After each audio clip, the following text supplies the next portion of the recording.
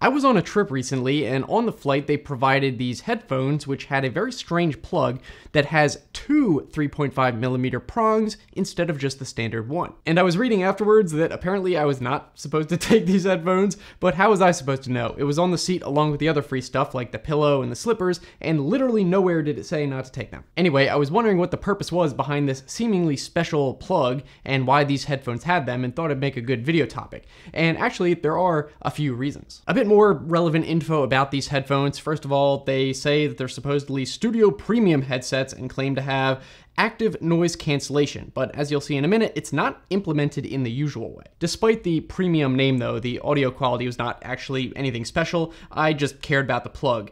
And in the plain seat, there was a corresponding two-prong port it fits right into, as you can see here. Some reasons for the two-prong plug that I was reading was because it would prevent people from wanting to walk off with them if they realize, well, I don't have anything that's compatible with this weird plug, and then just leave them there. Although, ironically, that's exactly why I wanted to take them. I also read possible theories about it being some kind of redundancy, or also a holdover from old pneumatic headphones in really old planes. And I think it's probably a combination of all of these, actually. You might assume that each prong is for one channel of audio, so they're both mono, which is only partly true, because notice that both prongs are actually stereo, where typically on each prong there's one channel being at the end, another channel at the middle, and then there's the ground. But it turns out that the four channels here are not actually for redundancy, but for the active noise cancellation functionality. Let me explain. As luck would have it, I actually found a GitHub post where someone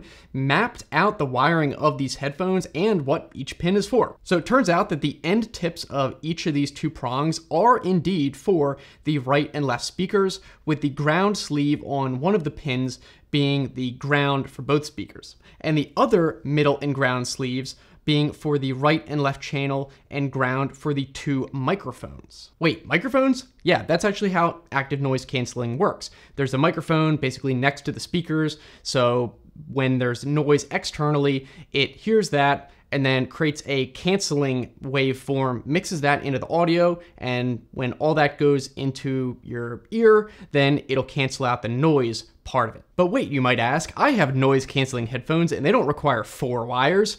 Well, that's actually one of the things that makes these headphones interesting. You see, normally the audio processing of active noise canceling headphones occurs right on the headphones themselves. But with these, apparently it occurs somewhere on the plane, on some external computer. I have a theory on the reason they do it like this, which I'll go over in a second, but basically what happens is the microphone picks up the noise signal, which gets sent to the plane computer through the wire and calculates the noise canceling signal required.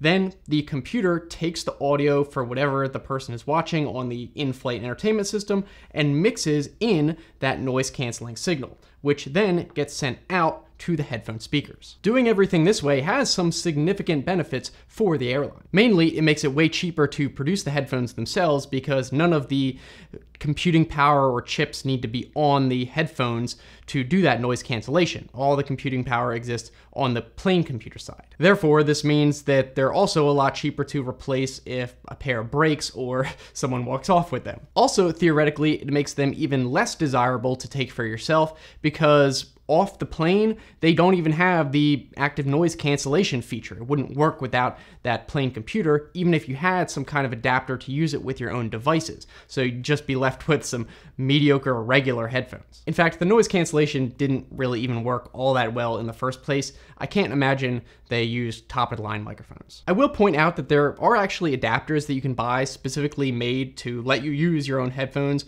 with the dual prong outlets, or there are some generic stereo to mono splitters that should work too, I imagine. So if you are on a plane with this port, you still can use your own headphones, and the active noise cancellation would work because yours would be doing the cancellation on the headphones themselves. There's also splitters and adapters that do the reverse, which would combine the mono channels, but again, these headphones are not really worth bothering that with. The one other strange thing I noticed is that when I plugged my actual regular headphones with the stereo 3.5mm jack into one of the dual prong plugs, audio did actually come out of both speakers of my headphones, so I don't know if there's additional processing going on that might detect if there's only one thing plugged in. I have no idea. I thought I'd just point that out. There might be more going on even still. So if you ever wondered what the purpose was behind this, or maybe you didn't know it existed in the first place, well, now you know. If you did find this video interesting, definitely give it a big giant thumbs up for the YouTube algorithm. It definitely helps. And if you want to keep watching, the next video I'd recommend is where I talk about how you might be using the wrong USB power cable, that you're not getting the full charging speed of your device on. You can just click that right there. And thanks so much for watching. I'll see you in the next one.